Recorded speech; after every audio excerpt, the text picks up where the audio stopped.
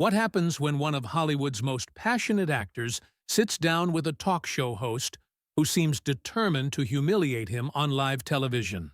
You're about to witness one of the most uncomfortable interviews in late-night history, where professionalism went out the window and a legendary actor reached his breaking point. The Late Show with Stephen Colbert was supposed to be a routine promotional stop for Nicolas Cage, who was making the rounds to discuss his latest film project. What started as a standard celebrity interview quickly devolved into something far more sinister. Colbert, known for his sharp wit and political commentary, seemed to have a different agenda that night, one that would ultimately backfire spectacularly. As Cage walked onto the set, the audience erupted in their usual applause. He waved, flashed that characteristic smile, and took his seat across from Colbert. The host shuffled his blue cards, that familiar smirk already playing across his face. But there was something different in his eyes tonight, something that suggested this wasn't going to be the typical light-hearted banter viewers had come to expect. Nicolas Cage. "Everybody!" Colbert announced to the crowd, his voice carrying that practiced television enthusiasm. "Now, Nicholas, I have to ask, and I think America wants to know, do you ever watch your own movies and think, wow, I really went overboard there?" The question hung in the air like a loaded weapon. Cage's smile faltered slightly, but he maintained his composure. "Stephen, I think every actor has moments where they look back and see things they might have done differently. But I stand by my choices. I believe in committing fully to every role." Colbert leaned forward, his elbows resting on his desk.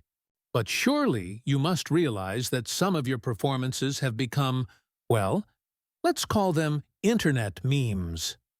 The way you delivered certain lines, the facial expressions, it's all become quite the joke online." "I'm aware of the internet's fascination with my work," Cage replied, his voice taking on a slightly sharper edge. "But I've never been interested in playing it safe. I'd rather swing for the fences and occasionally strike out than never swing at all." Right, Colbert nodded, but his tone suggested he wasn't really listening. "But don't you think there's a difference between taking risks and just overacting? I mean, some critics have suggested that you've turned acting into a kind of performance art, and not necessarily the good kind." The audience shifted uncomfortably. This wasn't the playful ribbing they were used to seeing on late-night television. There was an edge to Colbert's questioning that felt personal, almost cruel. Cage straightened in his chair, his hands gripping the armrests. "Stephen, I've been acting for over 4 decades. I've worked with some of the most respected directors in the business. I don't think it's fair to reduce my entire career to a few cherry-picked moments that people like to laugh at online." "Oh, I'm not reducing your entire career," Colbert said, with a wave of his hand. "I'm just saying that maybe, just maybe, you've become a bit of a caricature of yourself. Like when people think Nicolas Cage, they don't think Oscar winner anymore. They think crazy eyes and screaming about bees." The reference to the Wicker Man was obvious, and the audience let out a few nervous chuckles. But Cage wasn't laughing. His jaw tightened, and for a moment, you could see the actor struggling to maintain his professional demeanor. "You know what, Stephen? I think you're missing the point entirely. Those moments you're talking about, they come from a place of genuine emotion and commitment. I don't apologize for giving everything I have to a role, even if it makes some people uncomfortable." Colbert's smirk widened. "Uncomfortable? Is that what we're calling it now? Because I think most people would call it hilarious. In fact, didn't you once say in an interview that you wanted to reinvent acting? How's that working out for you?" The host's words were like daggers, each one carefully chosen to inflict maximum damage. Cage's breathing became more visible, his chest rising and falling as he fought to control his temper. The audience was dead silent now, sensing that something was going very wrong. "I said I wanted to expand the possibilities of what acting could be," Cage said slowly, his voice dropping to a dangerous whisper. I wanted to push boundaries, to find new ways to express human emotion. If that makes me a target for people who prefer their entertainment bland and predictable, then so be it. But Colbert pressed on, seemingly oblivious to the warning signs. Don't you think audiences deserve better than watching you have what appears to be a mental breakdown on screen?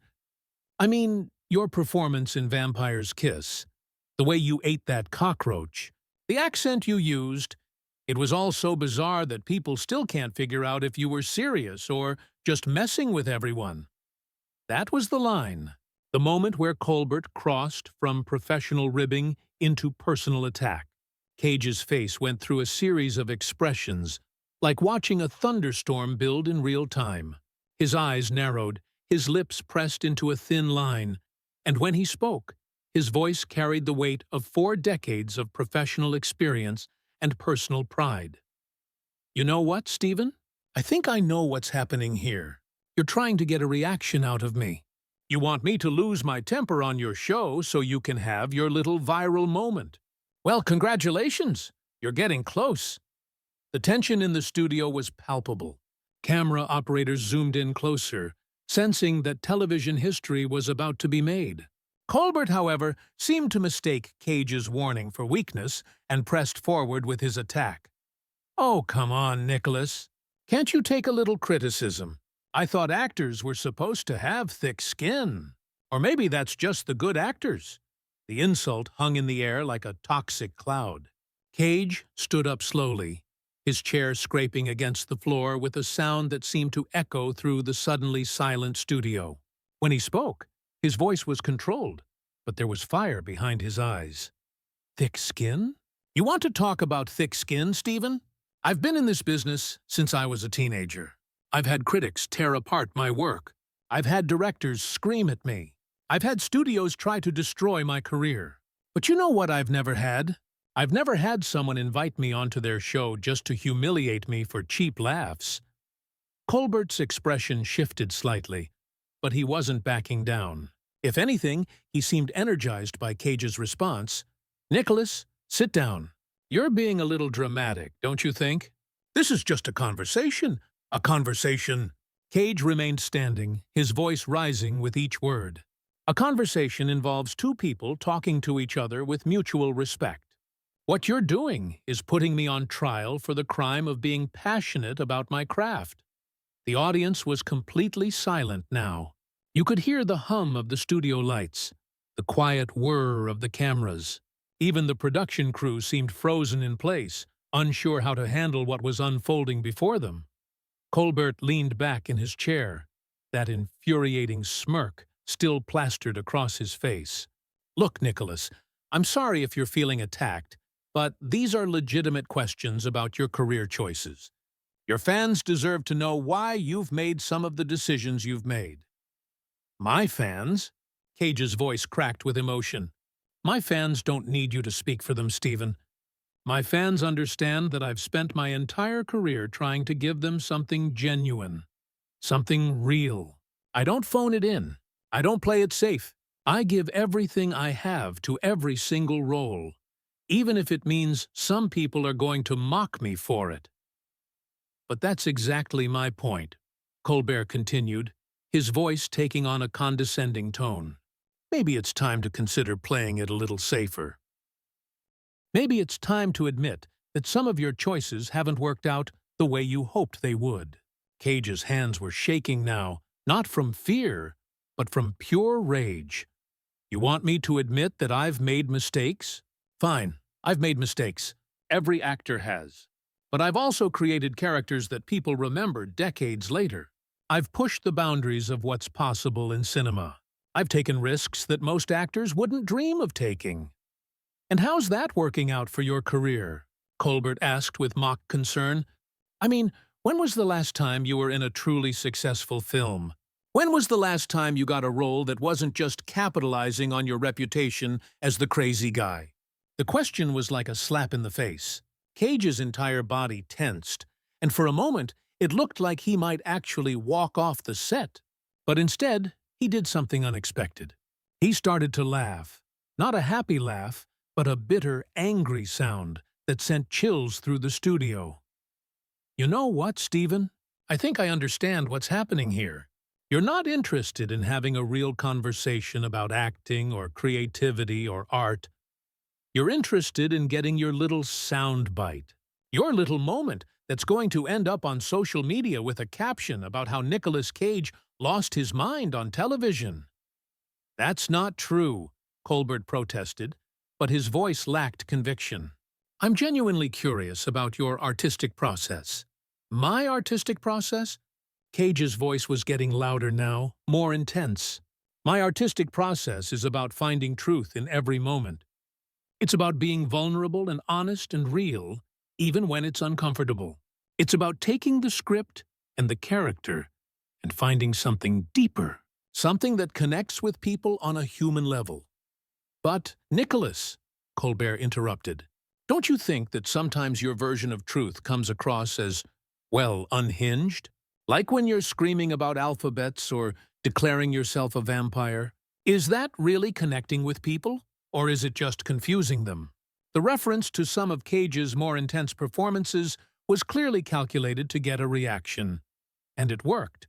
Cage's face went through a series of expressions, from hurt to anger to something that looked almost like pity.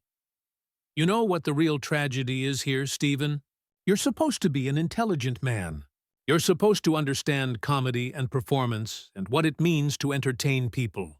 But you're so focused on getting your cheap laughs that you're completely missing the point. And what point is that? Colbert asked, his voice dripping with sarcasm. The point is that everything I do comes from a place of love. Love for the craft, love for the story, love for the audience. When I commit fully to a role, when I give everything I have to a character, it's because I believe that's what the audience deserves. They deserve an actor who's not afraid to look foolish, who's not afraid to go to dark places, who's not afraid to be completely honest. Colbert rolled his eyes. Come on, Nicholas. Are you really trying to tell me that when you're running around screaming about bees, you're doing it out of love for your audience? Yes, Cage exploded, his voice echoing through the studio. Yes, I am. Because that character in that moment is experiencing genuine terror and confusion and rage. And if I don't commit to that completely, if I hold back because I'm worried about looking silly, then I'm cheating the audience. I'm giving them something false. But it's just a movie, Nicholas, Colbert said dismissively. It's not real life. You don't have to actually lose your mind to play a character who's losing his mind. Cage stared at him for a long moment, and when he spoke, his voice was quiet, but filled with disappointment. That's exactly the kind of thinking that's killing cinema, Stephen. That idea that we should just phone it in, that we should just hit our marks and say our lines and collect our paychecks. That's not what acting is about. Then what is it about? Colbert challenged. It's about transformation, Cage said. It's about becoming someone else completely, about finding parts of yourself you didn't know existed. It's about taking risks and being vulnerable and putting yourself out there even when you know people are going to judge you for it. The studio was dead silent. Even the cameras seemed to have stopped moving. Colbert shifted in his chair, and for the first time since the interview began, he looked slightly uncomfortable. Look, Nicholas, he said finally, I think you're taking this whole thing a little too seriously. We're just having a conversation about your career. There's no need to get so worked up about it. Worked up? Cage's voice was rising again. You spend 20 minutes attacking everything I've worked for, everything I believe in, and you think I'm getting worked up? Stephen, this is my life's work you're talking about. This is 4 decades of blood, sweat, and tears. And 4 decades of questionable choices, Colbert added with a smirk. That was it. The final straw. Cage's face went completely still, and when he spoke, his voice was so quiet that the studio microphones had to strain to pick it up. You know what, Stephen? I think we're done here. The words hung in the air like a death sentence. Cage's voice was so quiet, so controlled, that it was somehow more terrifying than if he had been screaming. The entire studio seemed to hold its breath. waiting to see what would happen next. Colbert, however, seemed oblivious to the gravity of the moment. He chuckled and shuffled his cards again. "Come on, Nicholas. Don't be like that. We still have a few more minutes left. Why don't you tell us about your new movie? That's why you're here, right?" "No," Cage said simply, still standing beside his chair. "I'm not going to sit here and let you continue to mock my life's work for the entertainment of your audience.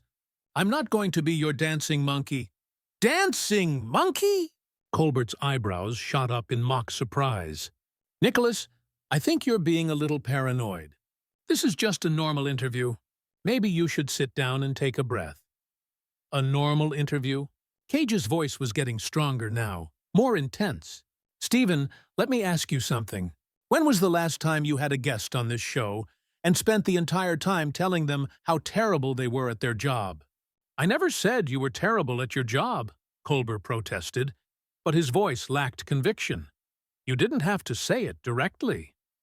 You've been implying it for the past 20 minutes. Every question, every comment, every smirk on your face has been designed to make me look like a fool. Well, congratulations. You've succeeded." The audience was completely silent now. Some of them were looking at their phones, probably wondering if they should be recording this. Others were staring at the stage with wide eyes, unable to believe what they were witnessing. Colbert tried to regain control of the situation. "Nicholas, I think you're overreacting. We're just having a conversation about your career. If you can't handle a little criticism, maybe you're in the wrong business." "If I can't handle criticism?" Cage's voice rose to a roar.